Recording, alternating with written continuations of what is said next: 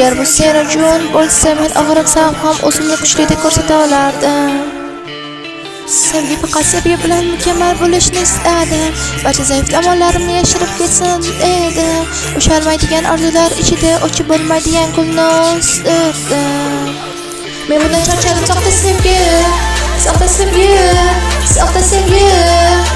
Kechirasan lekin bu soxta sevgi, soxta sevgi, soxta sevgi. Men faqat yaxshi inson bo'lishni xohladim. Sen uchun butun dunyoni berdim.